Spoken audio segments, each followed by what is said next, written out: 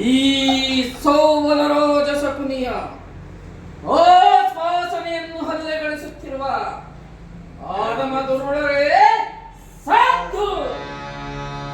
ಏಕೆ ಏಕೆ ಕೃಕ್ಷಿ ಬಗೆಯ ಕೂಹಕ ಕಂಠದ ಕರ್ಕಸ ಕೇಕೆ? ಏನೀ ಪ್ರಯತ್ನ ಜ್ವಾಲೆಯನ್ನು ಪ್ರಚೋದನೆಗೈಯುತ್ತಿರುವ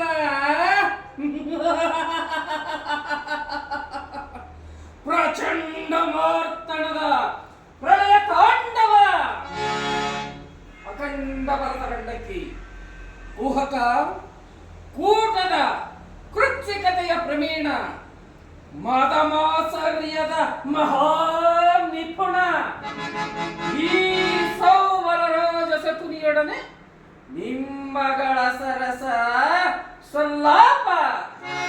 ಹೋ ನನ್ನ ಗಾಂಧಾರ ವಂಶದ ಕಿರಣಕ್ಕೆ ಕಾರಣಕರ್ತನಾದ ದುರ್ಮಾರ್ಥ, ದುರ್ಜಾತ, ದುರುಳ ದುರ್ಯೋಧನನೇ ಕೇಳು. ಅಂದು ನಿರಪರಾಧಿಗಳು ಗಾಂಧಾರ ವಂಶೋದ್ಧಾರಕರಾದ ನನ್ನನ್ನು, ನನ್ನ ಜನ್ಮದಾತರೆನ್ನು ನಿನ್ನ ಕತ್ತಲೆಯ ಕಾರಾಗೃಹದಲ್ಲಿ ಇರಿಸಿ ನೀನು ಕೊಡುತ್ತಿದ್ದ ಚಿತ್ರ ವಿಚಿತ್ರ ಶಿಕ್ಷೆಯನ್ನು ನೆನೆಸಿಕೊಂಡರೆ ಅಪ್ಪ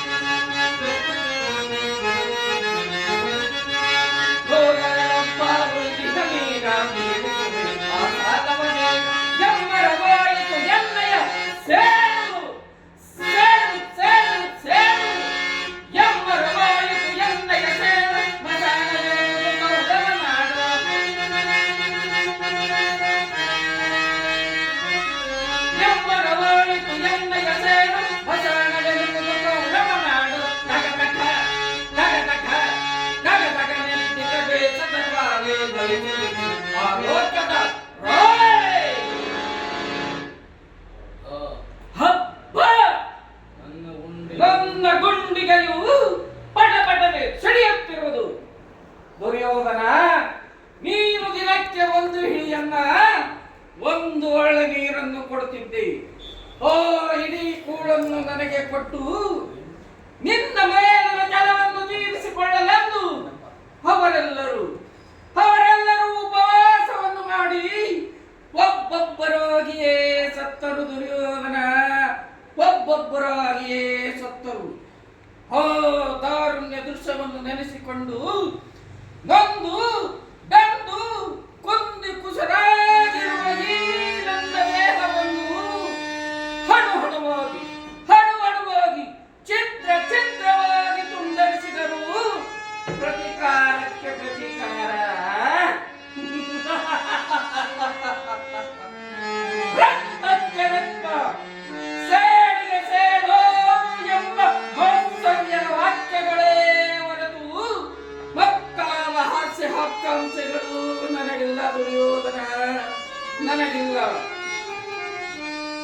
ದುರ್ನಿಧಿಯ ಹಟ್ಟಹಾಸದಿಂದ ಮೆರೆಯುತ್ತಿರುವ ದುಷ್ಟ ದುರ್ಯೋಧನನೇ ಕೇಳು.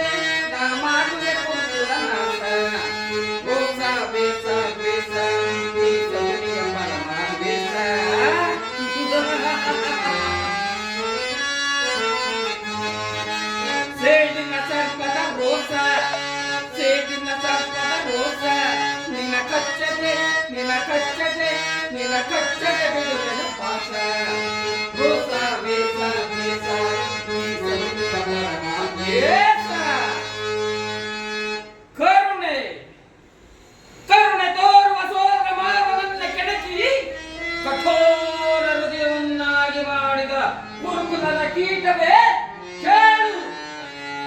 ನಾನು ಸಹ ನಿನ್ನಂತೆಯೇ ನನ್ನ 99 ಮಂದಿ ಸಹೋದರರ ಸಂಗಡ ಏಕಚಕ್ರಾಧಿಪತ್ಯವನ್ನು ಸ್ಥಾಪಿಸಿ ಸಮಸ್ತ ರಾಜರುಗಳಿಂದ ಓಲೈಸಿಕೊಳ್ಳುತ್ತಾ ರಕ್ತ ಸಿಂಹಾಸನವನ್ನು ಏರಿ ಅದಂತಷ್ಟ ಹೋಗಿ ಕುತ್ಕೋಬೇಕು ಸರ್ ಮೇಲೆ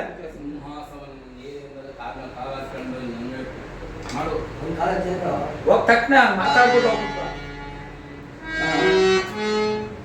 ಸಮಸ್ತ ರಾಜರುಗಳಿಂದ ಓಲೈಸಿಕೊಳ್ಳುತ್ತಾ ರತ್ನ ಸಿಂಹಾಸನವನ್ನು ಏರಿ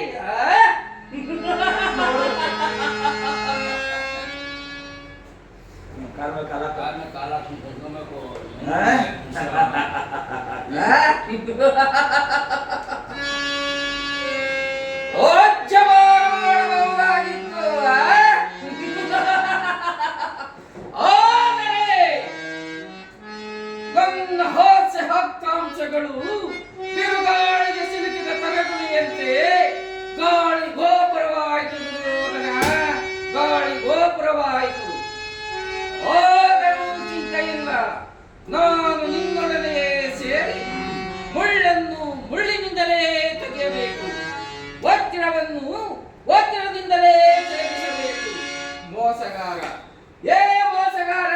ಮೋಸಗಾರನಾದ ನಿನ್ನಂತವನನ್ನು ಮೋಸದಿಂದಲೇ ನಾಶಪಡಿಸಬೇಕು ಎಂಬ ಹಿರಿಯರ ಗಾದೆಯನ್ನು ಅನುಸರಿಸಿ ಇದುವರೆಗೂ ನಿನ್ನನ್ನು ಹಡಿಗೂ ಅಡ್ಡಗಟ್ಟಿ ಹಟ್ಟದೋರಿಯಲ್ಲೇ ನಡೆಸುವೆನು. ಇನ್ನು ಮುಂದೆ ನೋಡುತ್ತಿರು ಹಸ್ತಿನಾವತಿಯ ರತ್ನ ಸಿಂಹಾಸನವನ್ನು ರಕ್ತದ ಕೋಡಿಯಲ್ಲೇ ಮುಳುಗಿಸುವೆನು. ರಾಜ್ಯದಲ್ಲಿ ಅಶಾಂತಿ ಎಂಬ ಬಿರುಗಾಳಿಯನ್ನು ವ್ಯಾಪಿಸಿ ನಿನ್ನ 99 ಮಂದಿ ತಮ್ಮಂದರ ಜೊತೆಯಲ್ಲೇ ನಿನ್ನನ್ನು ನಿರ್ನಾಮ ಮಾಡುವ ತನಕ ಈ ಕಪಟ ದೂತ ವಿಚಾರಾದ ಈ ಸೌಬಲರಾಜ ಶಕುನಿಗೆ ಎಲ್ಲಿ ಹೋದೋ ಶಾಂತಿ, ಇನ್ನೆಲ್ಲವೂ ವಿಶ್ರಾಂತಿ.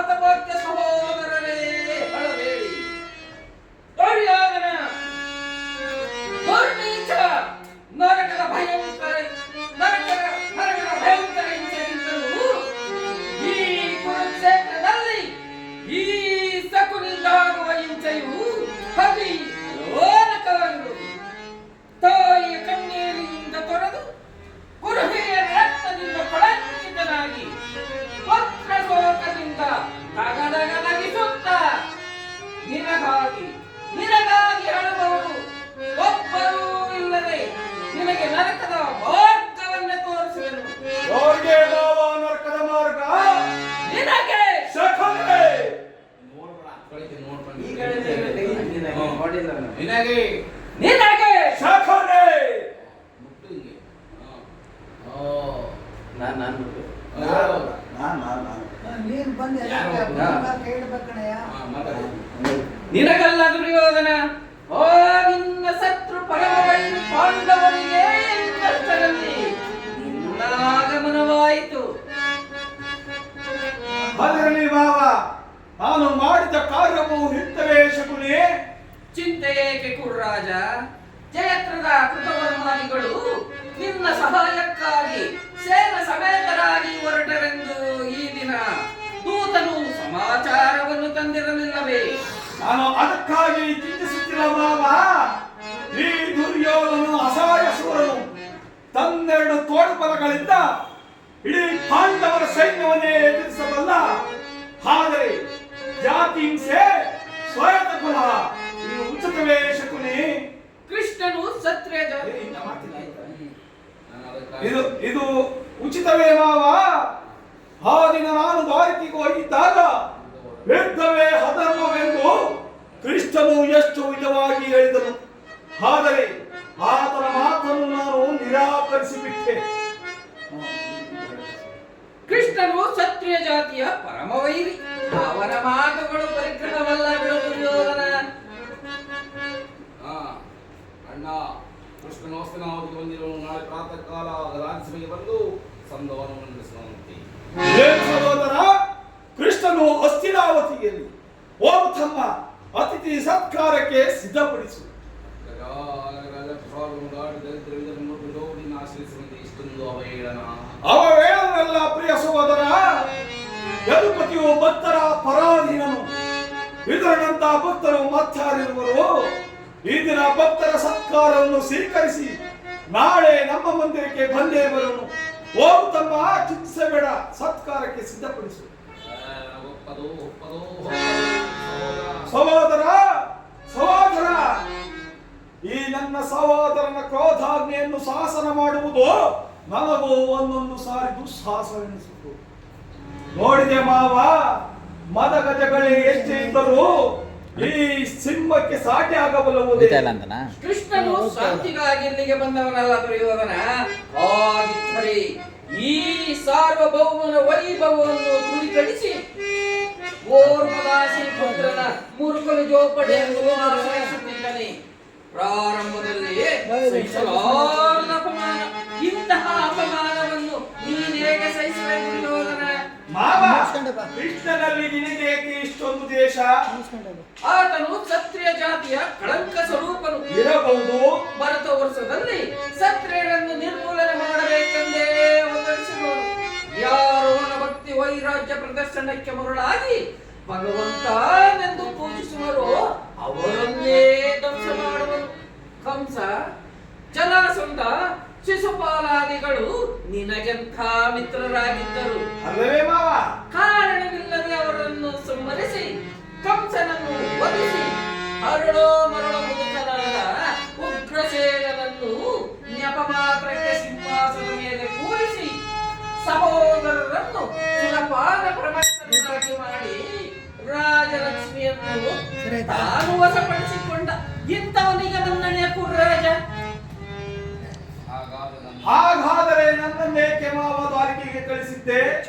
ಆ ನಂದ ಗೋಪಾಲನ ಮನೆ ಬಾಗಿಲಲ್ಲಿ ನಿಂತು ಯುದ್ಧದ ಸಹಾಯವನ್ನು ಬೇಡುವುದು ಉಚಿತವಾದ ಕಾರ್ಯವಾಗಿದ್ದೆ ಶಕುನಿ. ಅದಕ್ಕೊಂದು ಉದ್ದೇಶವಿತ್ತು. ಏನು ಮಾವ ಉದ್ದೇಶ? ಕಾಳ ಸರ್ಪದ ವಿಷದ ಹಲ್ಲನ್ನು ಕೆಟ್ಟ ಬಳಿಕ ಕಿತ್ತ ಬಳಿಕ ಅದರೊಡನೆ ಅಲ್ಲವೇ ಮಾವ?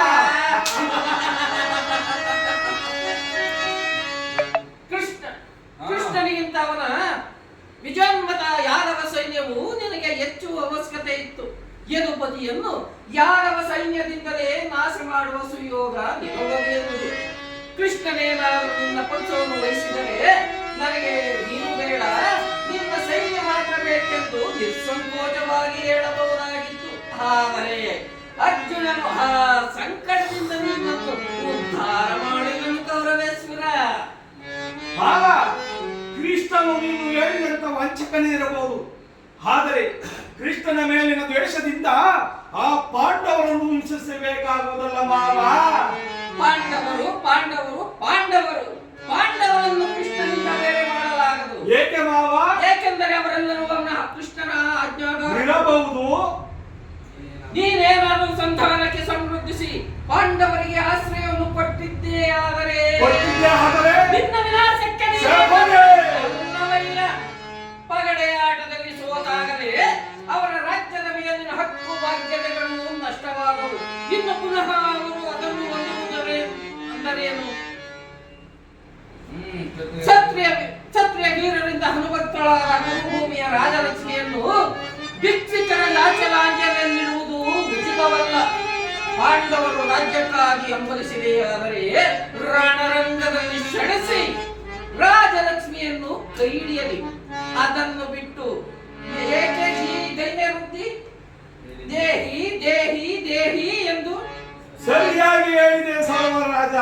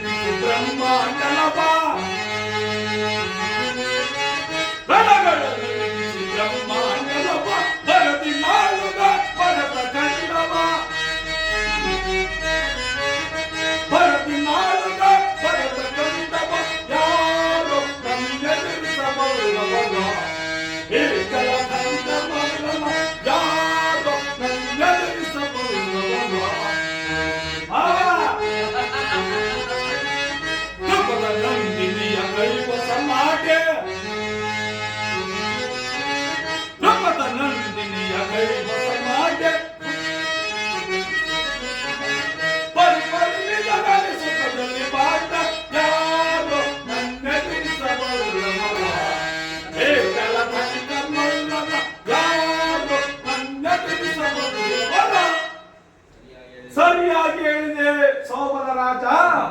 ನಿನ್ನ ಕೃತಕದ ಮಳೆಗೆ ಸಿಕ್ಕಿ ಈ ಕುರುವಂಶವೇ ರಕ್ತದ ಮಡಿದಲ್ಲಿ ಕೊಚ್ಚಿ ಹೋದರು ಸರಿಯೇ? ಪಾಂಡವರಿಗೆ ಒಂದು ಸೂಜಿ ಮನೆಯಷ್ಟು ಸ್ಥಳವನ್ನು ಕೊಡಲಾಗುವುದಿಲ್ಲ. ಅಷ್ಟು ಮಾತ್ರವಲ್ಲ ದುರ್ಯೋಧನ, ಸಂಧಿಯ ನೆಪದಿಂದ ಭಾರಿ ಬಾರಿಗೂ ಪ್ರತಿಜ್ಞೆಯನ್ನು ತೋರುತ್ತಿರುವ ಆ ಕಳ್ಳ ಕೃಷ್ಣನಿಗೆ ತಕ್ಕ ಪ್ರಾಯಶ್ಚಿತ್ತ ಆಗಲೇಬೇಕು. ಆ ವಿಚಾರದಲ್ಲಿ ನನ್ನದೊಂದು ಸಲಹೆ ಇರುವುದು ದುರ್ಯೋಧನ. ಏನು ಮಾವ ನಿನ್ನ ಸಲಹೆ? ಯಥಾ ಸಮಯದಲ್ಲಿ ವಿಜ್ಞಾಪಿಸುವೆನು, ನೀವಿನ್ನು ನಡೆ. ಮಾವ ನಿನ್ನ ಸಲಹೆ ಹೊರತು ಈ ದುರ್ಯೋಧನನು ಯಾವ ಕಾರ್ಯವನ್ನು ಮಾಡುವುದಿಲ್ಲ ಮಾವ. ನಾವಿನ್ನು ಬರಲೇ. ನಡೆ ನಡೆ ನಡೆ ನಡೆ.